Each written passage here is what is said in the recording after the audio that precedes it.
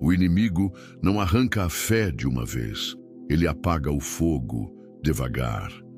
Ele não expulsa o cristão do templo, apenas o adormece espiritualmente enquanto o deixa sentado ali, ouvindo, cantando, servindo, mas sem discernimento, sem unção, sem vida interior.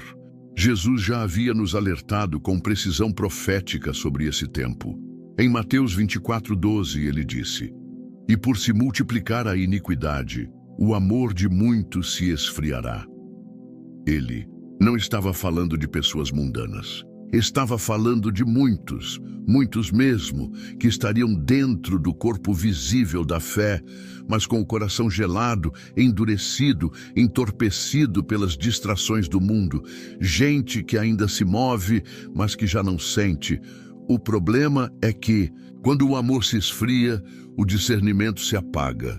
O Espírito Santo começa a sussurrar, mas os ouvidos já estão ocupados demais com as vozes da cultura, com o barulho das redes sociais, com as opiniões dos homens. Não é que Deus parou de falar. É que o coração já não escuta mais. E então o cristão continua com suas rotinas espirituais, mas se torna, aos poucos, apenas uma casca. Por fora, tudo parece funcionar. Por dentro, tudo está seco. Foi assim com Sansão, um homem escolhido, separado, ungido, um nazireu de Deus. Desde o ventre, ele já carregava um propósito celestial.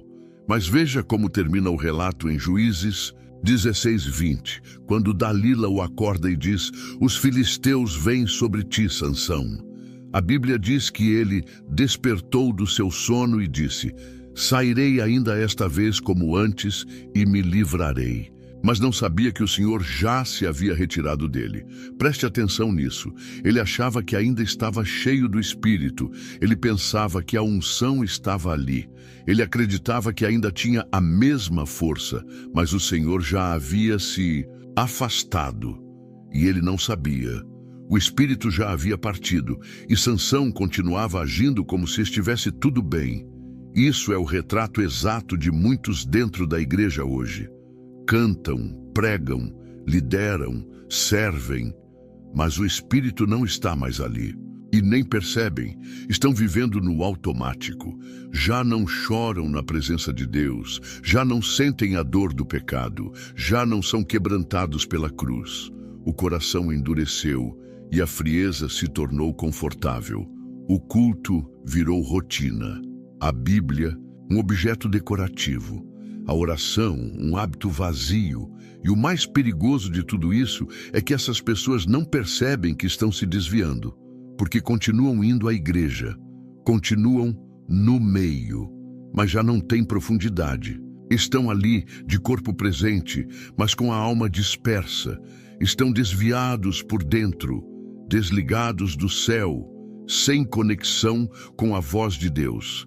A fé, que antes era viva, se tornou um eco distante. Você sabe o que alimenta isso? A ausência de confronto. Hoje muitos querem palavras de conforto, mas rejeitam palavras de correção. Querem promessas, mas rejeitam a santidade. Querem milagres, mas desprezam o arrependimento. E assim, o coração vai se afastando de Deus, mesmo quando o corpo ainda está sentado no banco da igreja. Essa é a crise invisível no coração da igreja. Não é falta de eventos, não é falta de música boa, não é ausência de estrutura, é ausência de vida no espírito, é falta de quebrantamento, é escassez de lágrimas no altar. É a presença de Deus sendo substituída por performance, por programas, por técnica, tudo sem fogo verdadeiro. E o diabo está satisfeito com isso, porque ele não precisa tirar você da igreja, se conseguir te manter nela espiritualmente cego. Ele prefere que você fique com aparência de piedade, mas sem poder algum. Ele ama cristãos mornos, porque os mornos não incomodam o inferno. Eles não têm discernimento para resistir, nem sensibilidade para ouvir a voz do Espírito. E é por isso que o Espírito Santo está te chamando agora. Está te acordando. Ele está dizendo: filho, filha, Até quando você vai fingir que está tudo bem? Até quando vai manter as aparências enquanto sua alma clama por um reencontro comigo? Não ignore esse chamado. Não trate como normal aquilo que está te matando espiritualmente. Não aceite viver um cristianismo sem cruz, sem fogo, sem lágrimas, sem temor. O Espírito Santo quer restaurar sua chama, mas ele não fará isso enquanto você estiver conformado com a frieza. O caminho de volta começa com um passo: reconhecer que você precisa ser despertado. É admitir que talvez você esteja como Sansão, ainda forte aos olhos dos outros, mas por dentro vazio. Talvez você tenha perdido o discernimento e nem percebeu. Mas hoje, o Senhor está te chamando de volta à sensibilidade espiritual. Ele quer reacender o que foi apagado. Ele quer restaurar o fogo do altar. Ele quer te tirar do sono espiritual e te encher de vida outra vez. Não há vergonha em admitir que você esfriou. A vergonha está em continuar fingindo que está tudo bem. O primeiro passo para a cura é a honestidade diante de Deus. Clame, chore, arrependa-se, e então você começará a sentir de novo. Verá de novo, ouvirá de novo, o Espírito voltará a te visitar, porque ele nunca deixou de te amar.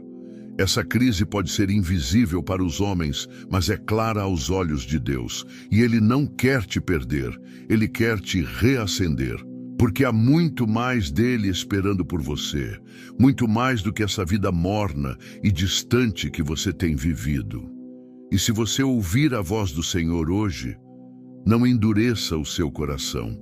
Quando o discernimento espiritual é perdido, não fica um vazio neutro no coração. O que acontece, na verdade, é que outra voz começa a ocupar esse espaço, e essa voz não vem do céu. Quando o Espírito Santo se cala, o engano começa a falar mais alto. O silêncio de Deus, provocado pela insensibilidade do homem, abre caminho para a confusão, para a inversão de valores, para a ilusão. E é assim que muitos cristãos começam a chamar o pecado de normalidade, a carnalidade de liberdade e o erro de opinião pessoal. A palavra de Deus já havia profetizado sobre isso em Isaías 5:20. Ai dos que ao mal chamam bem e ao bem mal, que fazem da escuridade luz e da luz escuridade, e fazem do amargo doce e do doce amargo. Este é um alerta direto. Não há meias palavras.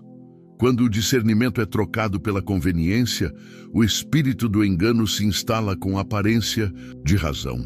Veja, o problema não é apenas o erro, mas a normalização do erro. O cristão que já não sente a voz do Espírito começa a ceder aos ventos da cultura. Ele já não consulta a Escritura, consulta a opinião da maioria. Já não pergunta o que agrada a Deus, mas o que todo mundo está fazendo. E sem perceber, troca a verdade pela relevância, a santidade pelo conforto, a direção do Espírito pelo aplauso dos homens. Foi exatamente o que aconteceu com o rei Saul, um homem que foi ungido por Deus, escolhido dentre as tribos de Israel, e que começou sua jornada com humildade e temor. Mas aos poucos, seu coração se afastou da obediência. Ele começou a agir por impulso, por vaidade, por pressa, e não mais por direção divina. Quando o profeta Samuel demorou a chegar, Saul decidiu sacrificar por conta própria, sem esperar a orientação de Deus. Isso foi só o começo. O tempo passou e o Espírito do Senhor se retirou de Saul, mas ele continuava no trono, continuava sendo chamado de rei, continuava liderando. Externamente tudo parecia no lugar, mas por dentro ele já havia se perdido. E o pior aconteceu. Sem ouvir mais a voz de Deus, Saul buscou resposta em outras fontes. Chegou ao ponto de consultar uma médium, uma necromante, para tentar falar com Samuel, o profeta que ele mesmo havia rejeitado em vida. Perceba, Saul ainda era rei, mas era um rei sem direção, um líder sem unção, um homem que carregava um título espiritual, mas que já não tinha mais a presença de Deus. E tudo isso começou com uma única falha. Ele parou de ouvir o Espírito e começou a seguir a própria voz. Quantos cristãos hoje estão vivendo esse mesmo padrão? Já não há busca sincera, já não há temor, já não há reverência. A vida espiritual se torna uma performance. O coração se torna raso e o resultado é que o engano vai se infiltrando. Aquilo que antes provocava arrependimento, agora provoca indiferença. O que antes era visto como pecado, agora é considerado liberdade de expressão, nova mentalidade, nova era.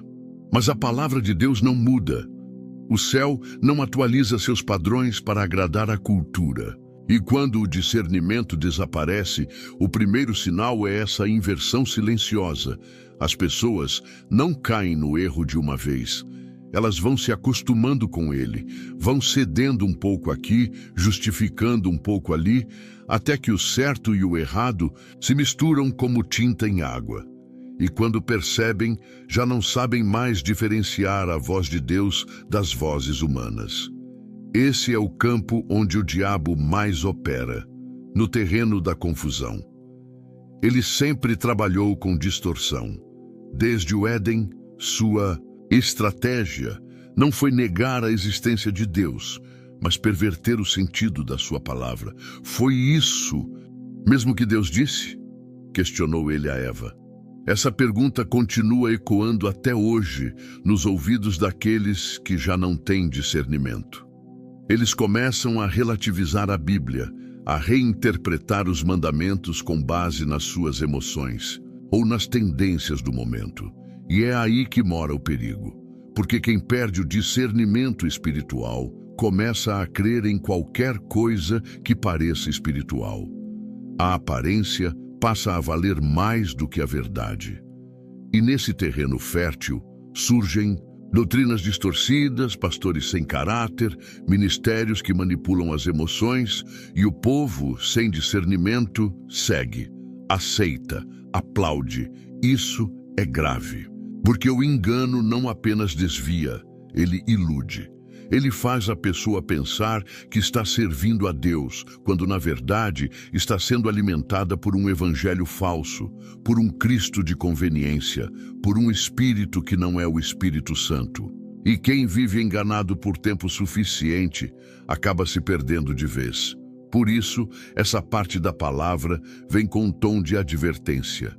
Porque muitos estão sendo seduzidos por vozes suaves, que falam de bênçãos, de prosperidade, de autoestima, mas nunca confrontam o pecado, nunca chamam ao arrependimento, nunca falam de cruz.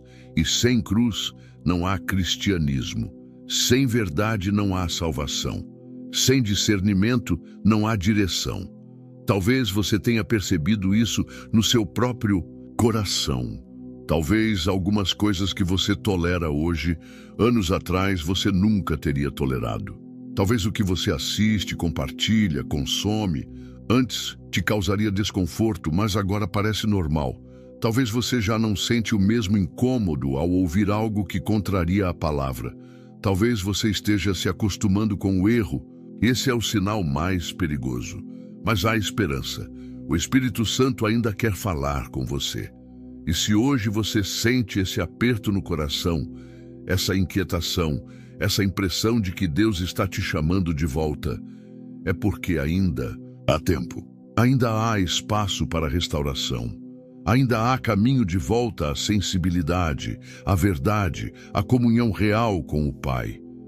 Volte a examinar tudo à luz da palavra. Peça ao Espírito discernimento.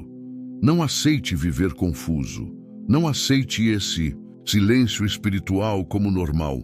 O céu ainda fala, Deus ainda guia, mas você precisa calar o barulho do mundo e abrir novamente os ouvidos do coração, porque se o espírito se calar, o engano falará mais alto. E quem não souber ouvir a voz de Deus, acabará seguindo qualquer outra. O perigo de ouvir apenas o que agradam os ouvidos. Há um momento em que o coração deixa de buscar transformação e começa a buscar apenas consolo. É quando o cristão já não quer mais ouvir a verdade que confronta, apenas palavras que massageiam a alma, que confirmam suas vontades, que alimentam seus desejos. E isso é uma tragédia espiritual silenciosa, porque a verdade que não confronta não liberta, e o evangelho que apenas agrada não salva. Ele entretém, ele ilude, ele engana, mas não transforma. A palavra de Deus, em 2 Timóteo 4:3, nos alerta de forma direta: pois virá o tempo em que não suportarão a sã doutrina.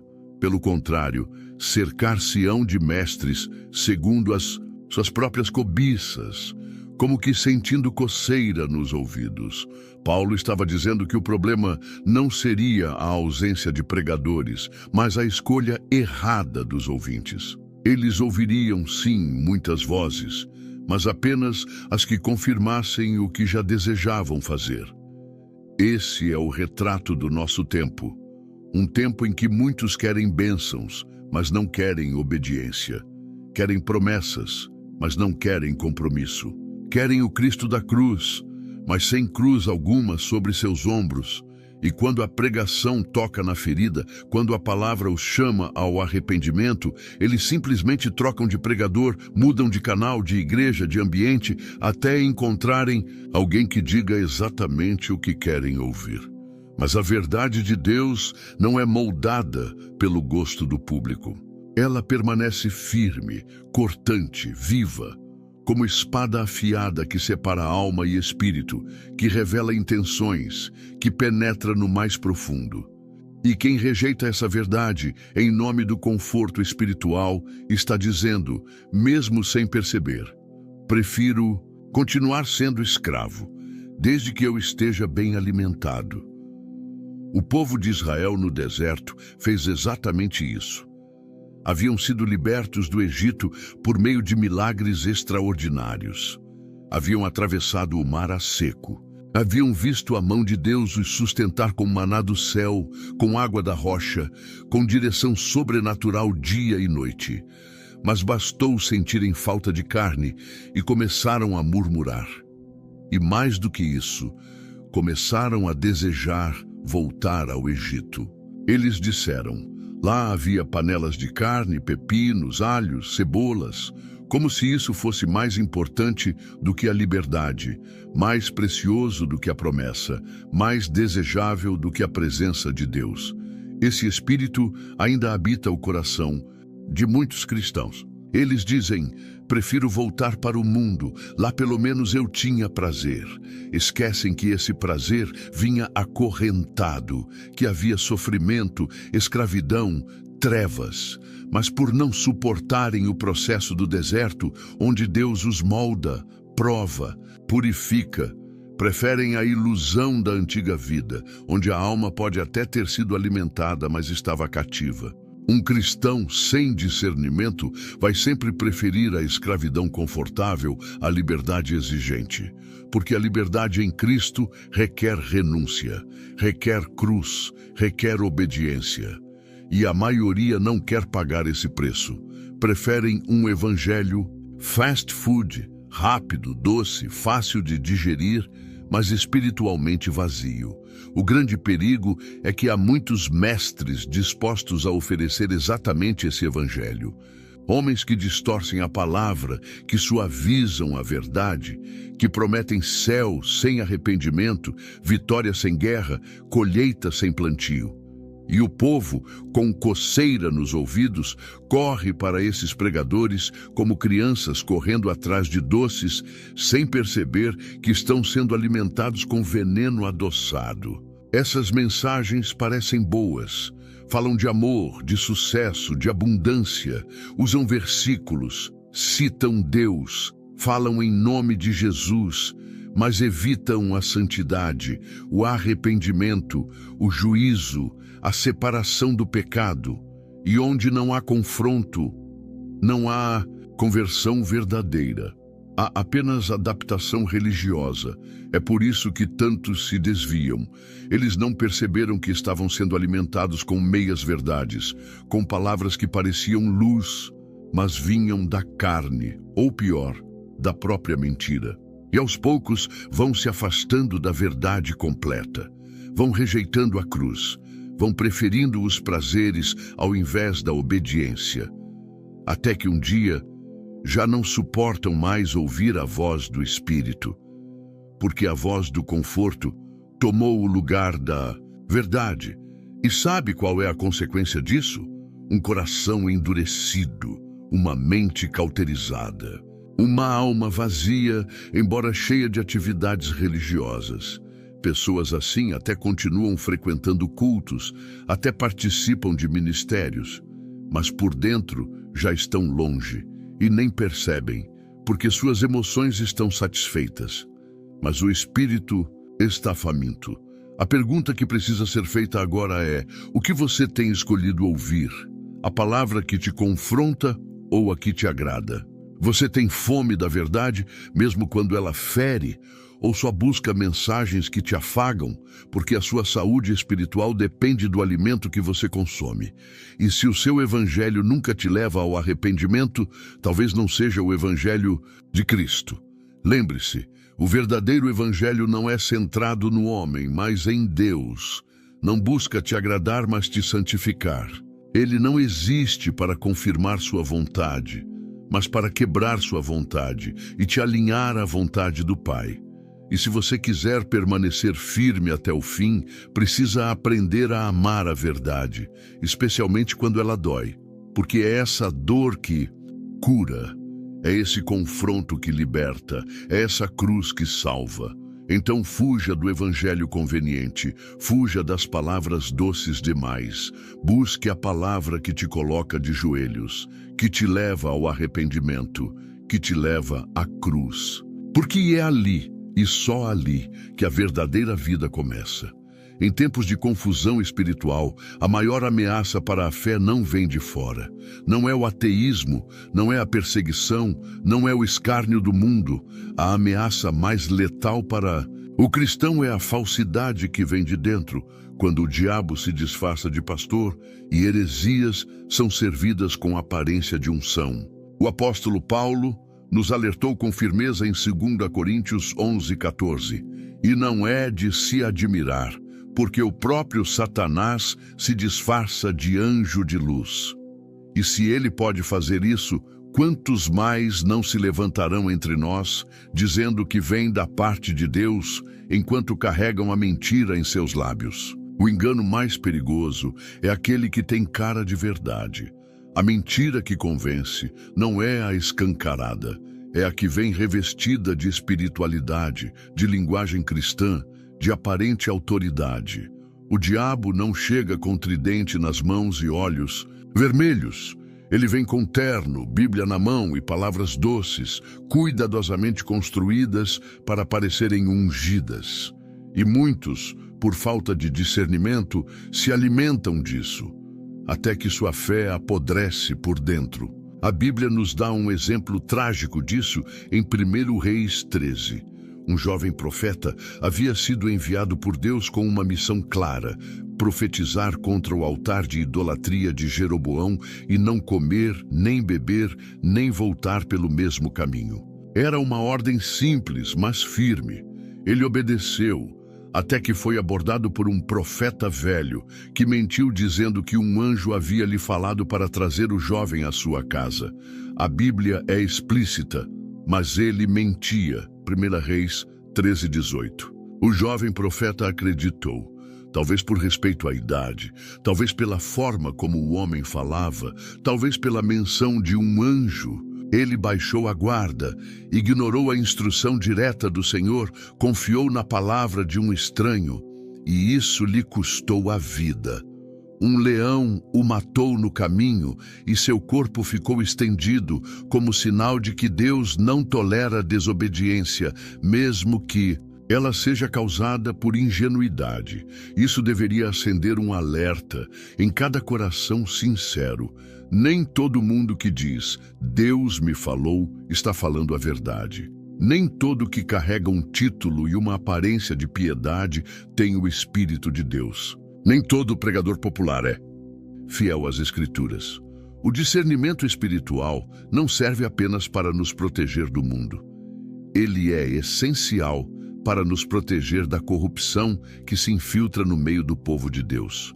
Hoje, há milhares de vozes clamando por atenção. Pastores, influenciadores, líderes e mestres dos mais variados estilos, espalhando mensagens nas igrejas e nas redes sociais. Muitos deles são sinceros, mas alguns são instrumentos do engano. E o cristão que não tem discernimento será levado por qualquer vento de doutrina, seduzido por palavras suaves, capturado por ensinos que massageiam o ego, mas matam a alma. A marca do engano espiritual é a sutileza. Ele raramente nega a Bíblia abertamente. Ele distorce, ele seleciona, ele omite, ele enfatiza partes convenientes e ignora o que exige arrependimento. O falso pastor não tira a cruz de Cristo. Ele a esconde atrás de promessas de sucesso, de realizações terrenas, de fórmulas mágicas para destravar a bênção. É uma pregação centrada no homem, não em Deus. No prazer, não na santidade. No agora, não na eternidade. E a razão pela qual tantos caem nisso é simples. Não conhecem a verdade profundamente, não examinam as Escrituras, não testam os Espíritos. Vivem de migalhas de sermões, de versículos isolados, de revelações alheias, mas não têm vida no altar. E quem não tem raiz na palavra será facilmente arrancado pelas palavras do engano. Jesus já havia alertado que nos últimos dias surgiriam muitos falsos profetas. Ele disse: cuidado com os falsos profetas. Eles vêm a vocês vestidos de pele de ovelha, mas por dentro são lobos devoradores. Mateus 7,15. Veja, eles não vêm com aparência de ameaça, eles se disfarçam de ovelhas, eles sabem parecer piedosos, sabem usar o nome de Jesus, sabem emocionar, mas seus frutos revelam o engano. A presença do falso sempre virá acompanhada de uma aparência de verdade. E a única maneira de reconhecer a diferença é estando profundamente cheio da palavra e guiado pelo Espírito Santo. Sem isso, até o mais sincero pode ser enganado. Até o jovem profeta pode ser convencido. Até o crente fiel pode ser levado por uma mentira contada em nome do Senhor. Por isso, o discernimento é mais do que uma virtude. É uma necessidade urgente. Ele é o escudo que protege sua mente e seu coração das heresias disfarçadas de revelações. Ele é o farol que revela quando há trevas dentro da luz aparente. Ele é a voz do Espírito dizendo: essa palavra não vem de mim. E quando essa voz fala, você precisa ouvir. Não se deixe enganar pela eloquência. Não se encante com multidões. Não se iluda com promessas. Teste tudo. Julgue tudo à luz da Escritura. Se o que está sendo pregado não exalta a Cristo, não aponta para a cruz, não confronta o pecado e não chama ao arrependimento, então não importa o quão bonito pareça, não vem de Deus. O chamado de hoje é um chamado à vigilância. Há muitos se desviando não por abandono da fé, mas por seguir falsos caminhos dentro da própria fé. Eles acham que estão sendo edificados, mas estão sendo iludidos. Estão aplaudindo um evangelho falso que os conduz suavemente à perdição. E talvez, sem perceber, você tenha se aproximado demais de vozes que não vêm do céu. Talvez você esteja ouvindo ensinos que confortam sua carne, mas matam sua fome espiritual. Talvez o Espírito Santo esteja te alertando neste exato momento. Volta à verdade, volta à palavra, fecha os ouvidos ao engano, porque o diabo ainda se disfarça, ainda fala em nome de Deus, ainda opera sinais, ainda ilude os incautos. Mas aquele que anda com o Senhor e discerne no Espírito, esse não será confundido.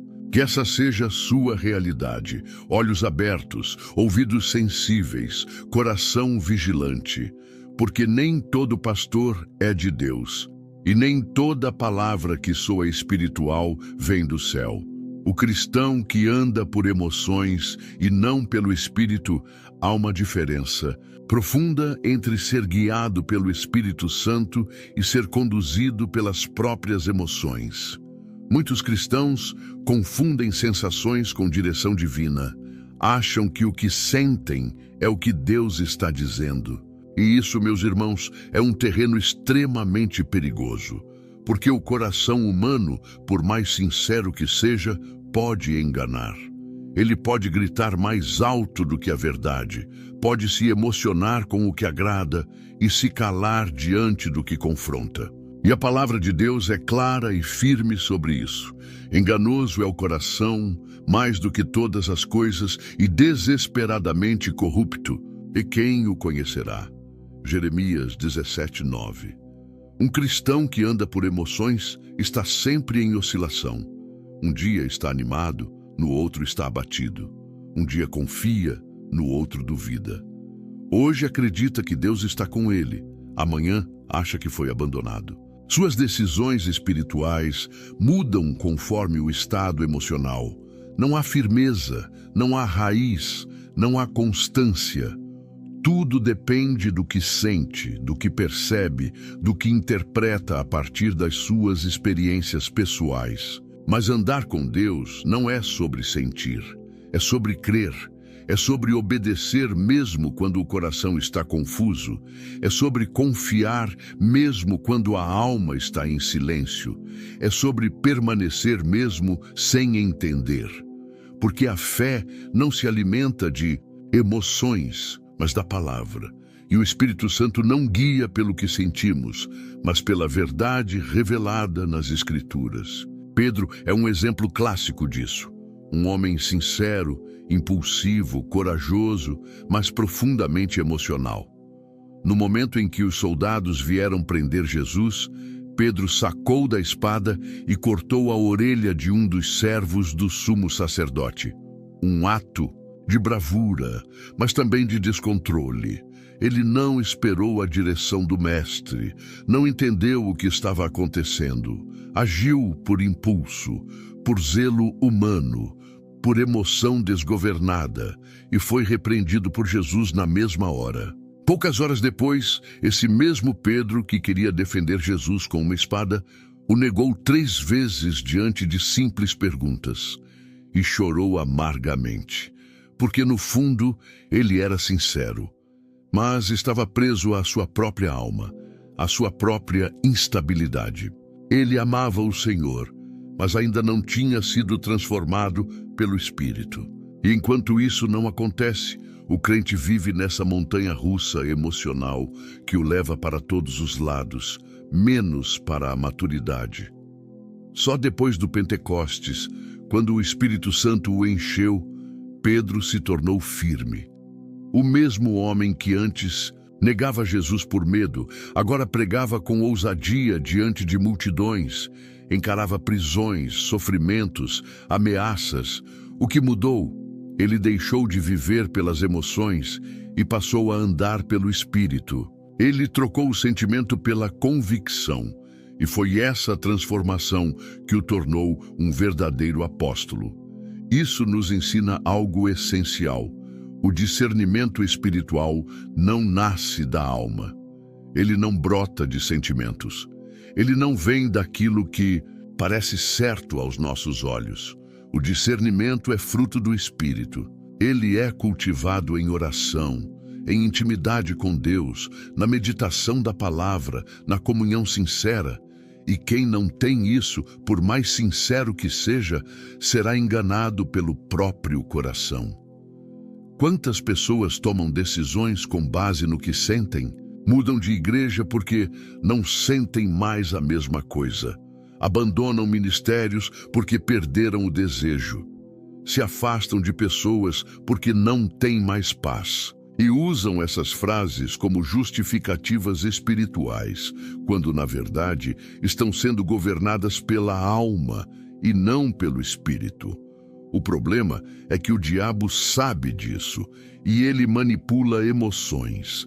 Ele cria atmosferas, ele trabalha com sensações. Ele sabe provocar sentimentos que parecem ser de Deus, mas não são. Uma palavra bonita pode te emocionar, mas não necessariamente vem do céu. Um louvor pode te arrepiar, mas isso não significa que o Espírito está operando. Nem todo choro é sinal de arrependimento. Nem todo arrepio é sinal de unção. Nem todo entusiasmo é sinal de direção. É por isso que tantos caem. Porque vivem em busca de sensações espirituais e não de crescimento espiritual. Querem se sentir bem, mas não querem ser moldados. Querem emoções fortes, mas não querem raízes profundas. Querem experiências, mas não querem compromisso. E o resultado disso é uma igreja cheia de gente sensível às emoções, mas insensível à voz do Espírito. Gente que se empolga fácil, mas desiste rápido, que começa com paixão, mas abandona ao menor sinal de dificuldade, que confunde o toque de Deus com uma boa música e a voz de Deus com frases motivacionais. E isso é grave, porque uma fé baseada em sentimentos vai ruir no dia da prova, vai fraquejar no dia do silêncio, vai se desmanchar quando a cruz aparecer.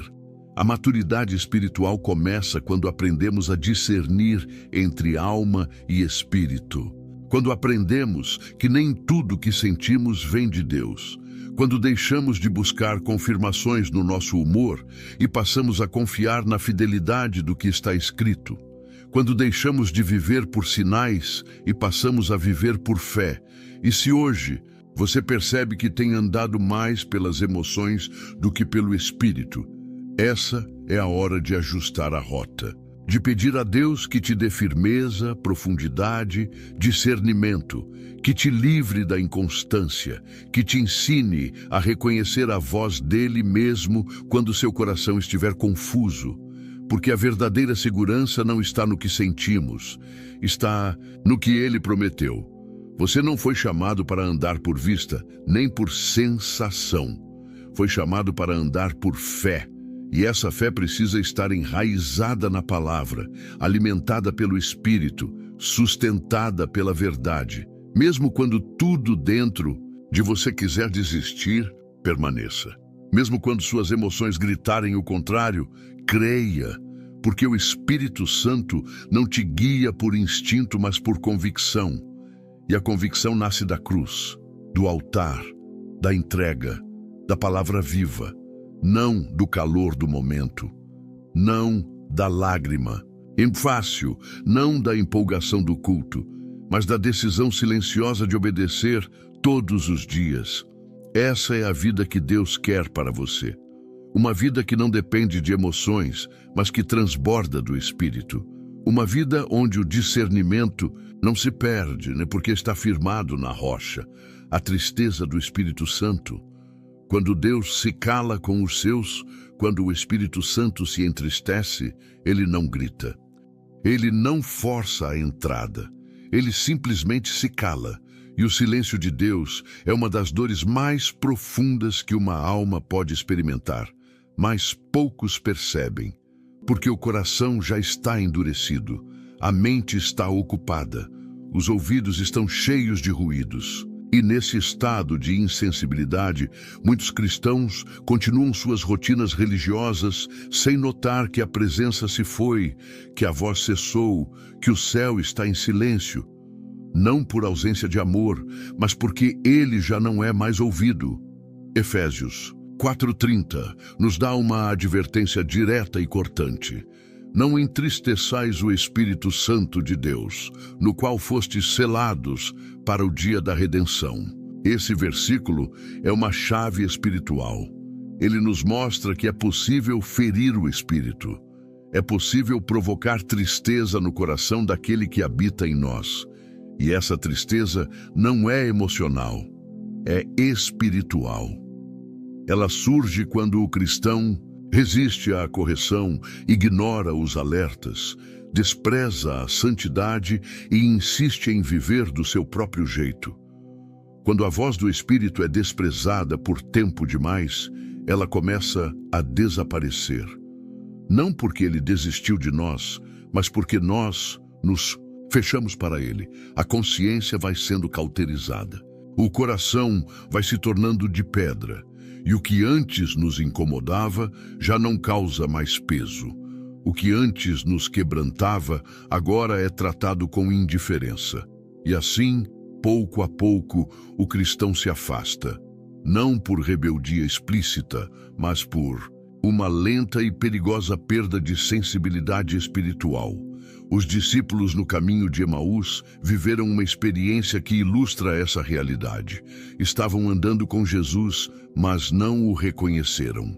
O coração estava tomado pela angústia, pela frustração, pela confusão dos últimos dias. Eles haviam visto seu mestre ser crucificado.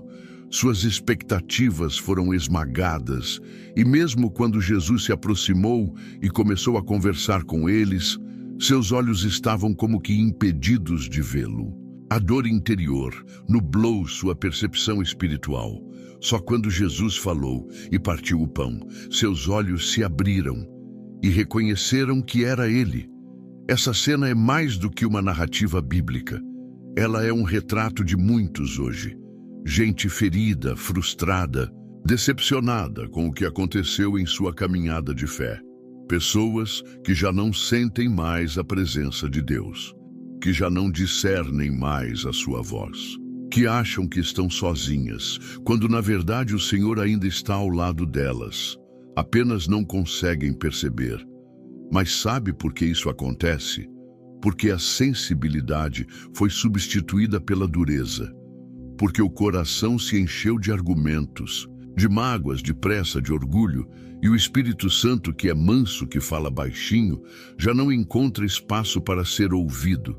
Ele ainda está presente, ele ainda deseja restaurar, mas está calado, esperando que o homem se volte novamente em arrependimento. Esse é um dos maiores perigos da vida cristã. Acostumar-se com a ausência da voz de Deus, viver sem a presença e achar que isso é normal. Continuar com as atividades espirituais, com as orações automáticas, com os louvores mecânicos, mas sem vida no altar, sem fogo, sem lágrimas, sem direção. Quando isso acontece, a alma se perde, ainda que o corpo esteja na igreja. E o mais triste é que muitos nem percebem. Há um tipo de desvio que não acontece da noite para o dia. Ele é lento, silencioso. Começa com pequenas desobediências, depois com a resistência às advertências. Em seguida, vem a justificativa do pecado, a frieza, a racionalização. E quando o Espírito tenta tocar, encontra portas fechadas. Ele se entristece e se cala, não por vingança, mas por respeito à liberdade que temos. Deus não invade, ele espera ser desejado. E quando já não há mais desejo, ele se retira em silêncio. E a verdade é que muitos cristãos hoje vivem essa realidade. Estão desviados dentro da igreja, cantam com os lábios, mas o coração está distante. Leem a Bíblia, mas não são transformados por ela. Oram, mas não ouvem mais resposta. Porque o Espírito já não fala com quem... O Salmo 121:4 deixa isso claro. Eis que não tosquenejará nem dormirá o que guarda Israel.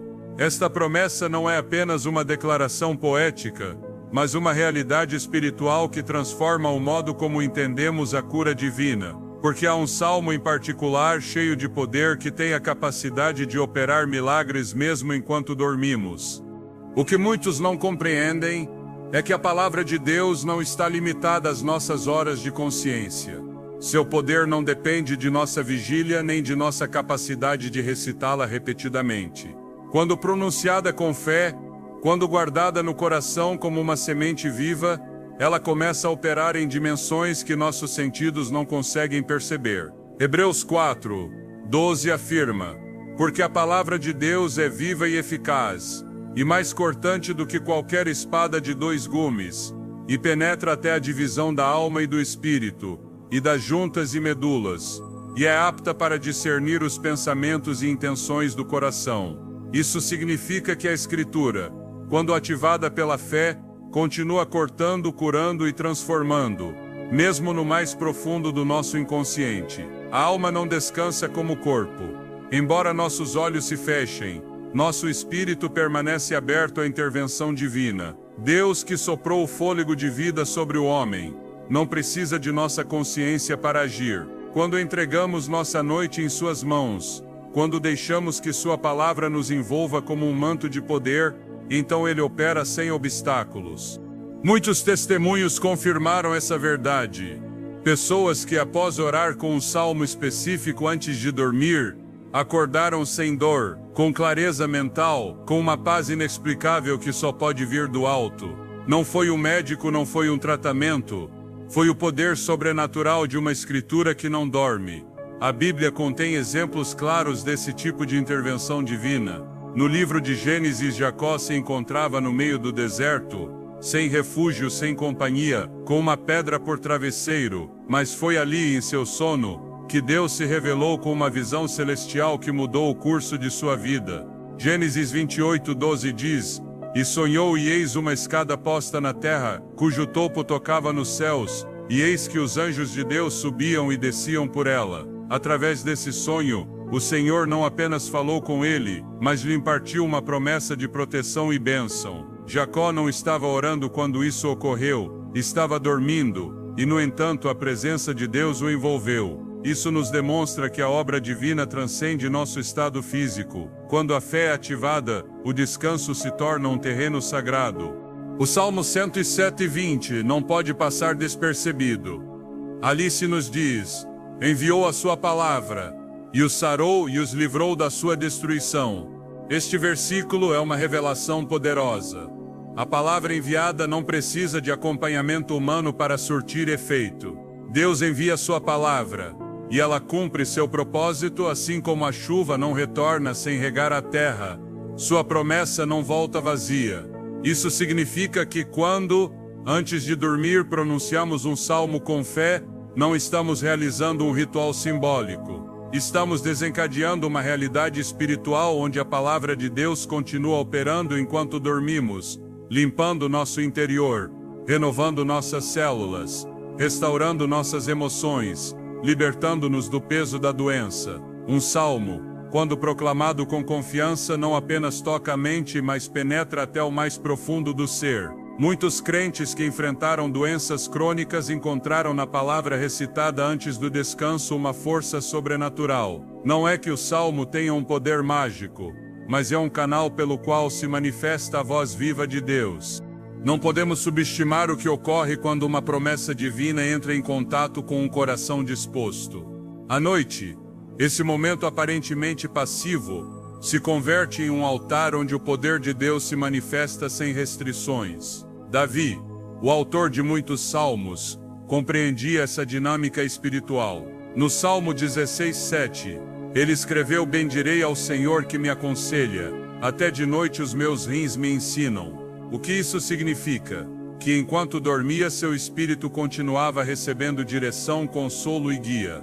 Não se trata de algo místico, mas de uma verdade espiritual profunda.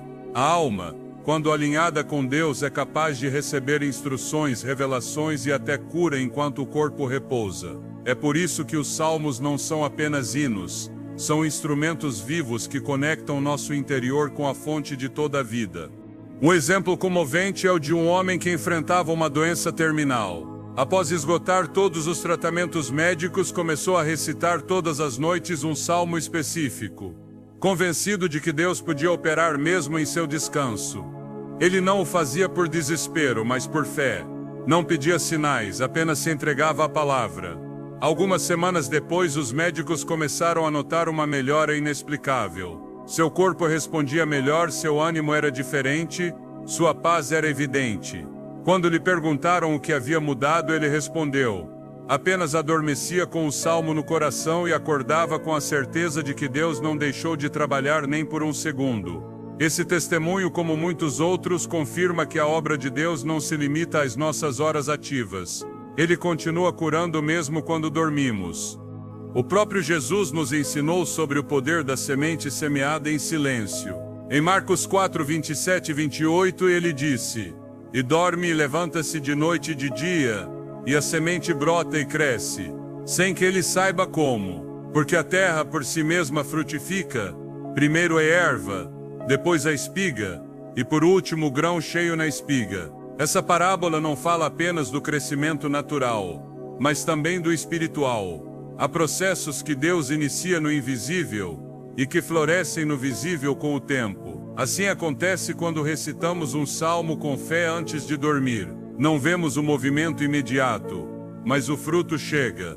A cura brota, a paz cresce, a alma floresce. Ao longo dos séculos, grandes homens e mulheres de fé recorreram aos salmos como refúgio em meio à doença, mas nem todos entenderam que seu poder transcende o momento da leitura.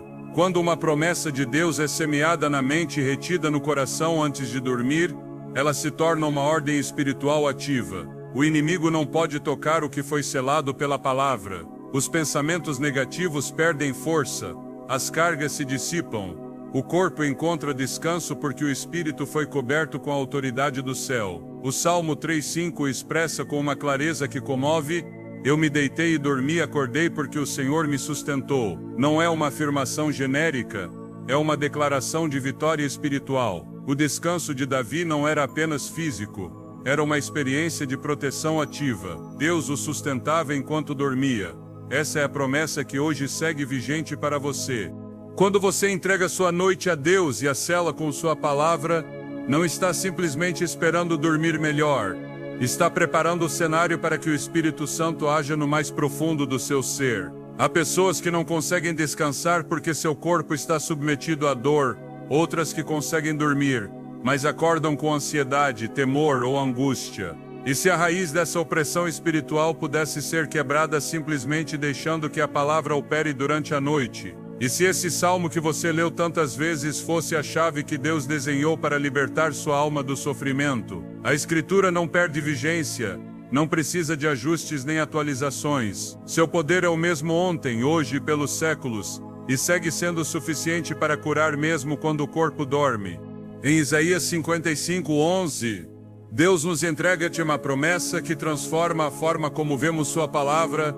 "Assim será a minha palavra que sai da minha boca. Ela não voltará para mim vazia, antes fará o que me apraz e prosperará naquilo para que a enviei." Essa é a garantia que sustenta esta mensagem. O salmo que você proclama antes de dormir não é uma simples leitura noturna, é uma semente que foi enviada com um propósito: curar, libertar, transformar. E se saiu da boca de Deus, cumprirá sua missão sem falta, mesmo em meio ao sono. Enquanto o mundo dorme em ignorância espiritual, você pode dormir em comunhão com o Criador. Enquanto outros descansam sem direção, você pode repousar sob o abrigo do Altíssimo. Enquanto o corpo se rende ao cansaço, seu espírito pode ser fortalecido por uma palavra viva. Essa é a diferença que faz o salmo certo, proclamado com fé e depositado no coração como um tesouro. O inimigo não pode operar onde a palavra de Deus foi declarada. A dor não pode permanecer onde o poder do alto foi ativado. Deus não precisa de nossos sentidos para agir. Ele só precisa de um coração disposto. E se esse coração lhe pertence ao finalizar o dia, então a noite se converte em uma jornada de restauração profunda. Porque o que guarda Israel não dorme, e sua palavra enviada não se detém ante os olhos fechados. Ela se move, age, transforma mesmo enquanto você dorme. Quando o corpo se rende ao cansaço e a alma suspira em meio à dor, muitos creem que a luta termina com o fechar dos olhos. Mas a Bíblia revela uma realidade completamente distinta. O descanso não é um ponto final, mas um espaço sagrado onde a fé pode operar com maior liberdade. Deus não projetou o sono como um simples processo biológico. Nas Escrituras, o descanso é tratado como um momento de entrega, de comunhão íntima. de restauração profunda.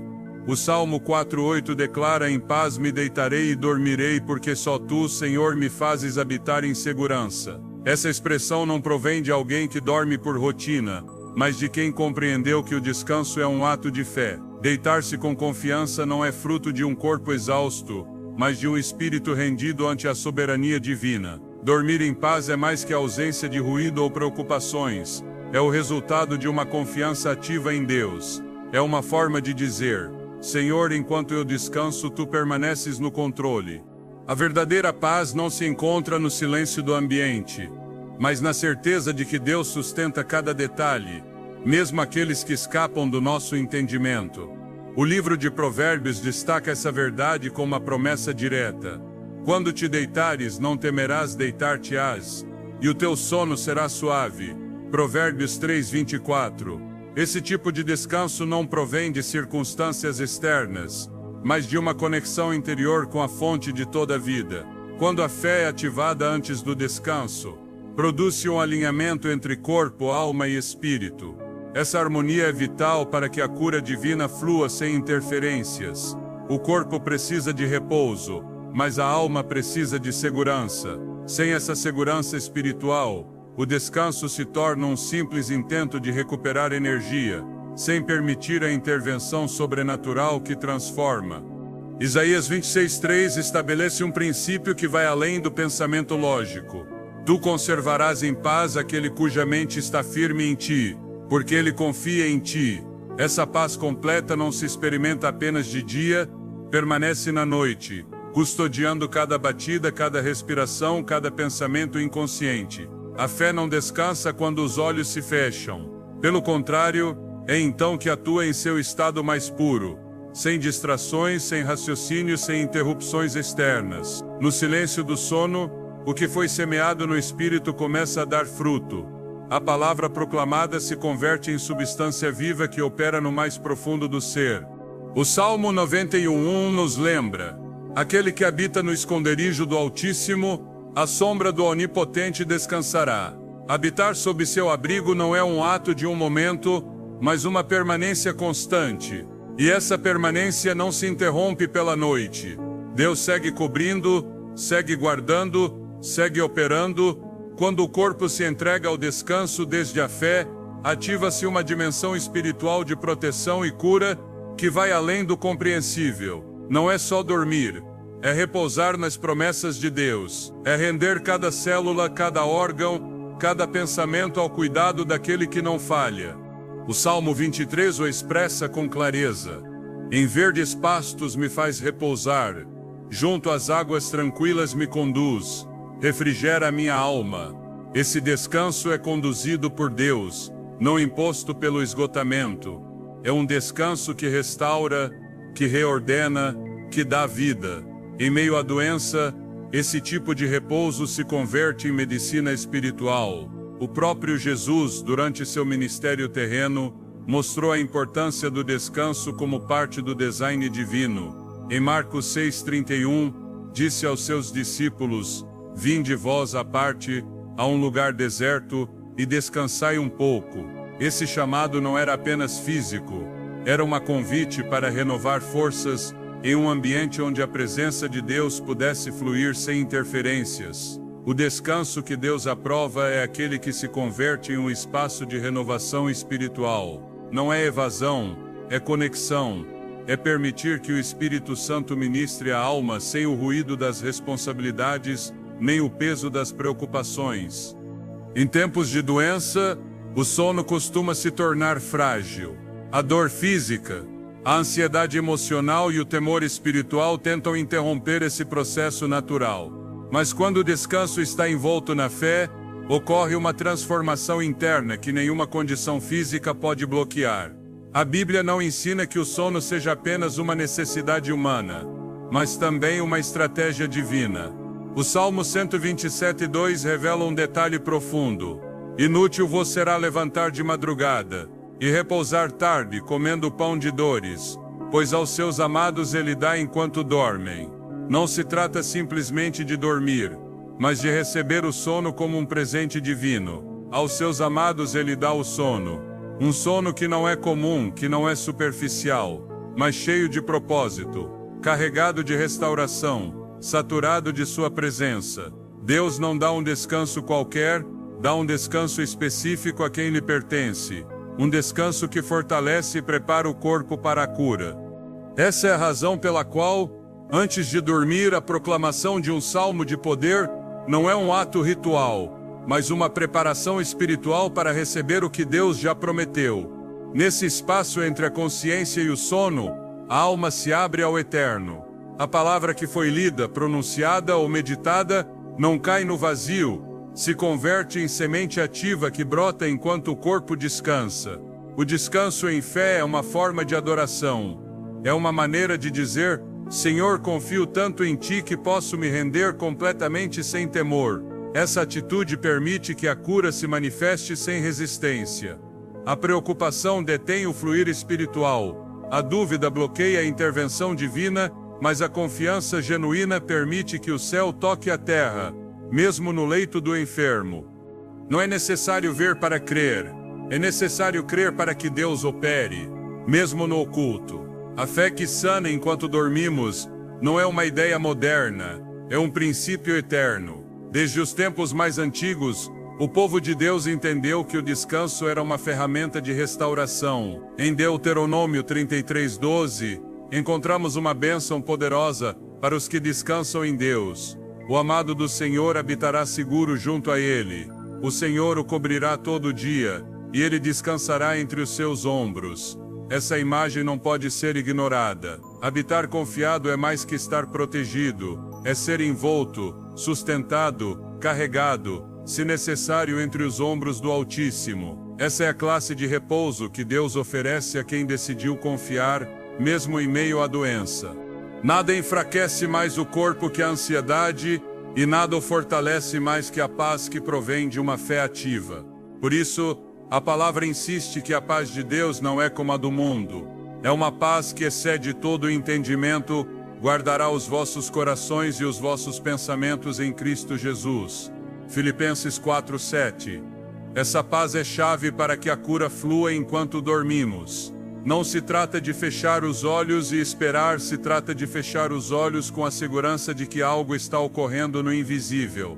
A fé não exige ver resultados imediatos. A fé descansa confiando que a obra de Deus está em marcha, embora os sentidos ainda não o registrem.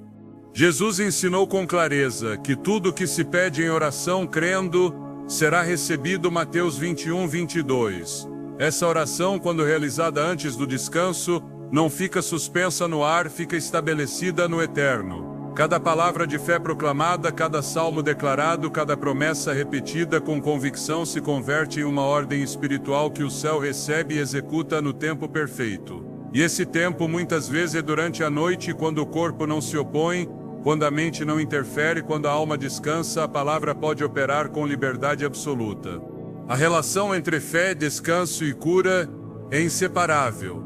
Não se pode separar a confiança do repouso, nem o repouso da intervenção divina. Quando Deus criou o mundo, não precisou descansar por cansaço, mas para estabelecer um princípio.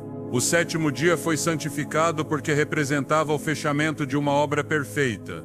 Esse mesmo princípio se aplica quando uma pessoa enferma decide repousar em fé.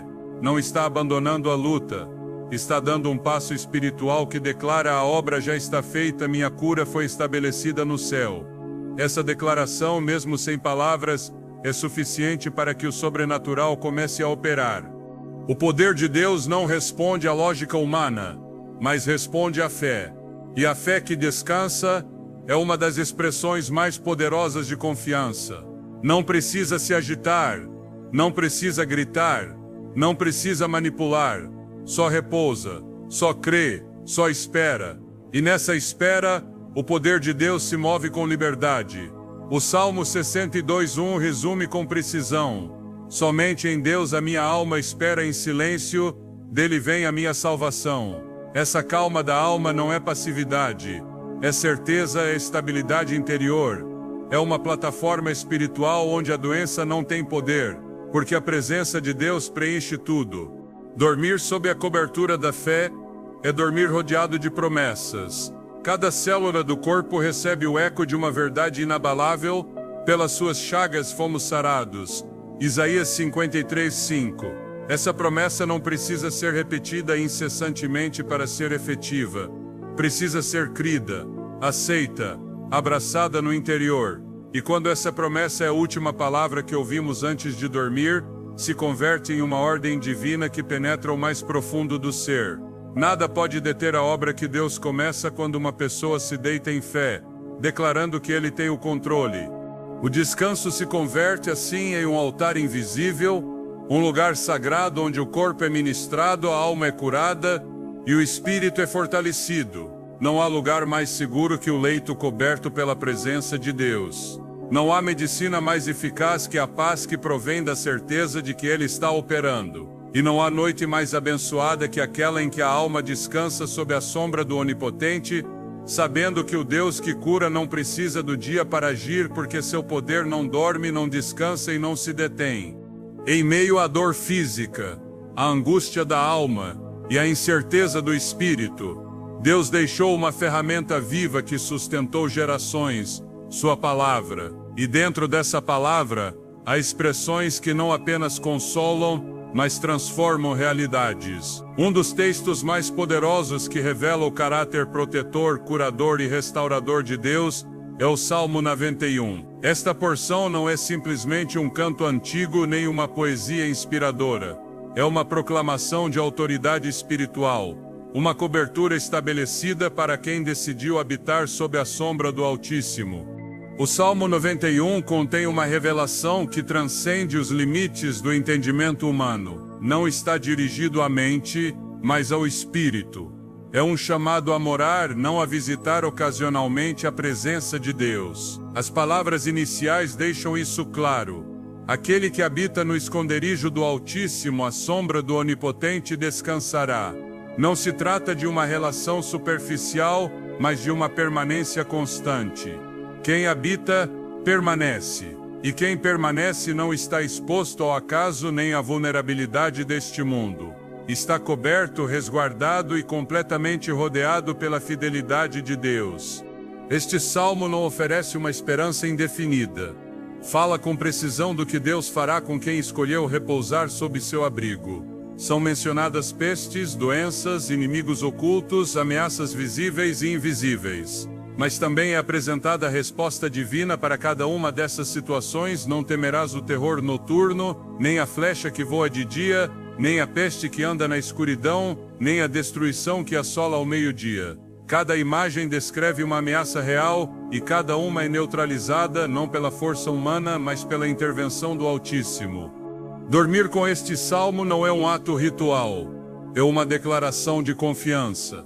É fechar os olhos na terra e abrir o espírito no céu. É proclamar que a doença não tem a última palavra, que o diagnóstico não dita o futuro, e que o corpo, embora debilitado, está sendo fortalecido por uma promessa que não pode falhar. A palavra que sai da boca de Deus não volta vazia, e este salmo é uma expressão direta de sua boca, registrada para ser ativada em momentos de necessidade extrema. Cada frase do Salmo 91 é uma afirmação do que Deus determinou fazer por quem confia nele. Quando diz: "Com suas penas te cobrirá, e debaixo das suas asas estarás seguro", está apresentando uma imagem de proximidade e ternura, mas também de força invencível. É uma cobertura divina que não apenas protege do externo, mas repara o interno. As asas do Onipotente não são símbolo de fuga, mas de autoridade. Sob elas não há espaço para a doença que destrói, para o temor que consome, nem para o desespero que paralisa. Proclamar este salmo antes de dormir é permitir que o Espírito entre.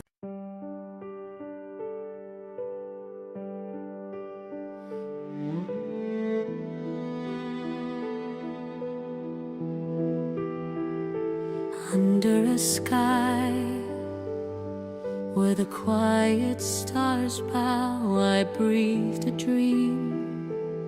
You placed in me somehow. Your voice was soft, like a drifting flame, calling my heart by its secret name. And every still held your light, a promise floating through the night. I'm holding on, I'm holding tight to everything you left behind. Your starlit vow still follows me across the dark, across the sea, a silver line I can't let go, a quiet fire beneath the snow. No matter where the hours lead, your whispered truth is all I keep within my chest. It's burning now, the endless glow of your starlit vow.